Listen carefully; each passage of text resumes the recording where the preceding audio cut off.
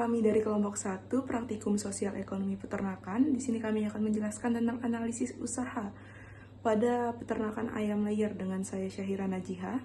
Saya Yovan Faiza Maulana. Perkenalkan, nama saya Hasan Basori. Nama saya Ahmad Yasin Al-Wafda. Saya Fauzia Fatki Rizky. Saya Muhammad Rizky Halid Alfiansyah. Terus untuk kebutuhan obat dan vitamin vaksin untuk ayam itu 1 bulannya sangat jauh. Kita semua sudah bekerjasama dengan jadi untuk vaksin semuanya sudah tercatat di negeri. Karena usia kita sudah kita lakukan, jadi mereka tidak tahu. Kalau per bulan, macam-macam tergantung kasusnya dulu. Nah, kalau habisnya itu namanya 5 juta.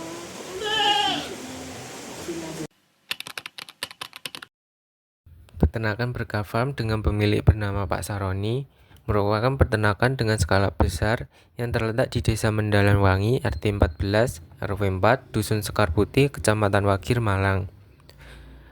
Peternakan ini memiliki populasi sebesar 64.000 ayam petelur dengan lahan seluas 1,5 hektar. Peternakan yang dijalankan oleh Pak Saroni ini merupakan peternakan yang berawal dari hobi Pak Saroni sejak SMP. Mulai dari pelihara 1 ekor ayam, lalu berkembang menjadi 64.000 ekor ayam. Bukan hanya ayam petelur yang dipelihara oleh Pak Saroni, melainkan Pak Saroni ini juga memelihara ayam pedaging, kambing, dan juga sapi. Kandang ayam yang biasanya sangat bau dengan keahlian dan ilmu yang beliau miliki, kandang ayam dan seluruh kandang ternaknya tidak berbau sama sekali, walaupun kita berada di dalam kandangnya. Selanjutnya, saya akan menjelaskan mengenai isu tri peternakan Berkah Farm. Masalah yang terjadi di peternakan Pak Roni ialah kandang yang digunakan bersifat open house dan bertingkat, sehingga jarak antara kandang ayam satu dengan yang lainnya berdempetan. Lingkungan kandang yang tidak mendukung dikarenakan menggunakan kandang open house, sehingga suhu tidak bisa dikontrol dengan baik, dan hal ini menyebabkan tekanan panas atau dingin pada ternak. Ayam petelur yang terpapar langsung oleh kondisi lingkungan membuat mereka mudah stres ketika terjadi fluktuasi suhu yang tajam. Permasalahan ini bisa diselesaikan dengan cara menambahkan tirai dan juga lampu penghangat. Pembangunan jarak antar kandang juga perlu diperhatikan karena apabila jarak terlalu dekat dapat membuat sirkulasi udara buruk, akses manuver susah, dan penyebaran penyakit pun juga akan lebih cepat. Analisis kelayakan finansial dari usaha ini menunjukkan bahwa total biaya tetap yang dikeluarkan adalah sebesar 82 juta rupiah, sementara biaya variabel mencapai 2 miliar rupiah. Namun setelah dilakukan perhitungan ulang, total biaya produksi tercatat sebesar 1.937 juta yang mungkin mencerminkan efisiensi atau adanya perbedaan dalam alokasi biaya. Total penerimaan usaha mencapai 2 miliar rupiah sehingga menghasilkan rasio atau revenue cost ratio sebesar 1,07. Ini berarti bahwa setiap 1 rupiah biaya produksi menghasilkan 1,07 rupiah pendapatan. Menunjukkan usaha ini layak secara finansial karena nilai revenue cost rasionya di atas 1. Selanjutnya break even point atau BEP atau titik impas dihitung dalam 2 bentuk. BEP harga adalah sebesar Rp21.000 per butir telur, yaitu harga minimum yang harus dicapai agar usaha tidak mengalami kerugian.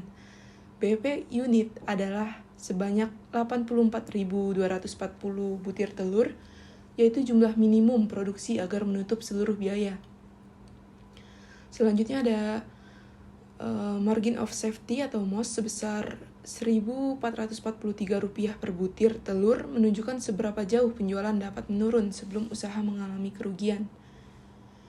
MOS persen tercatat sebesar 6,28%, mengindikasikan bahwa penjualan saat ini berada 6,28% di atas titik impas.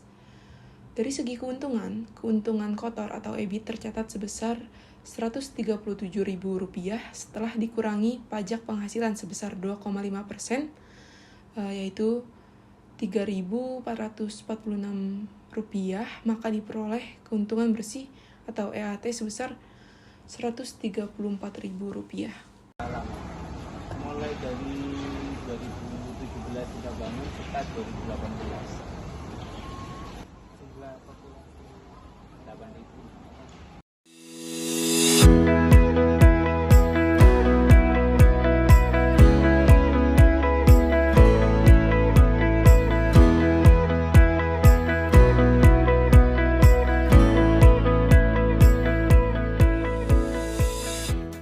Pada peternakan Pak Puji, kandang terlalu padat dan jaraknya juga sangat sempit.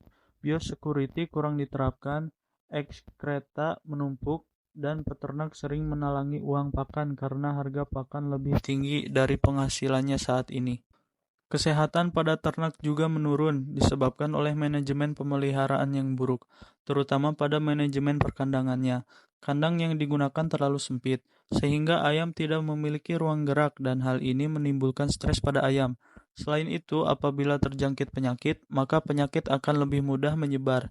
Ayam yang terjangkit penyakit nantinya harus dipisahkan dari ayam yang sehat, sedangkan kandang di peternakan ini terisi penuh dan padat. Permasalahan ini bisa diselesaikan dengan pengurangan populasi, sehingga kandang satu diisi oleh satu ayam, kandang sebelahnya kosong, lalu sebelahnya lagi diisi, sehingga heat stress akibat terlalu padat itu berkurang. Biosecurity di peternakan ini juga harus lebih diperhatikan. Pencegahan juga dapat dengan manajemen biosecurity.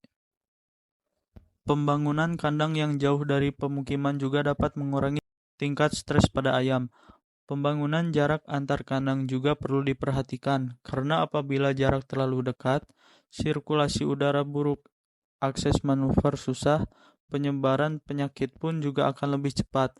Selain agar ayam tidak stres, peternakan ayam sering kali menghasilkan kotoran dengan bau yang tidak sedap. Kotoran ayam sering dibuang tanpa diolah. Harga pakan yang fluktuatif juga sangat mempengaruhi pendapatan peternak, dikarenakan harga pakan yang lebih tinggi dari harga penjualan telur, sehingga peternak sering menalangi uang untuk pakan. Hal ini selaras dengan kandang yang terlalu padat, sehingga solusi dari kedua permasalahan ini ialah pengurangan populasi ternak.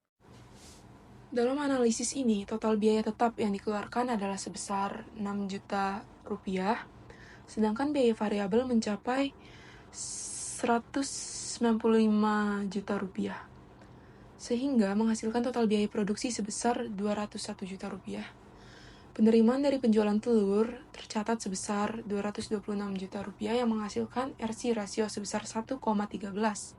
Ini menunjukkan bahwa setiap Rp1 biaya produksi menghasilkan Rp1,13 pendapatan, yang berarti usaha ini layak dijalankan karena RC rasionya lebih dari 1. Selanjutnya ada break even point atau titik impas.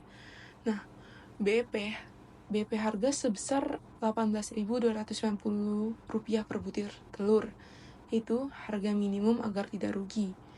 BP unit sebesar 8.748 butir telur, yaitu jumlah telur minimum yang harus terjual agar menutup seluruh biaya. Selanjutnya ada margin of safety atau MOS dalam bentuk harga, yaitu Rp1.710 per butir telur, yaitu selisih harga antara harga jual saat ini dan harga impas.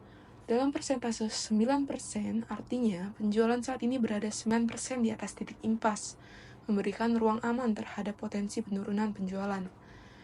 Selanjutnya ada keuntungan kotor atau EBIT tercatat sebesar Rp25.000 dan setelah dikurangi pajak penghasilan sebesar 2%, diperoleh keuntungan bersih atau EAT sebesar Rp25.021.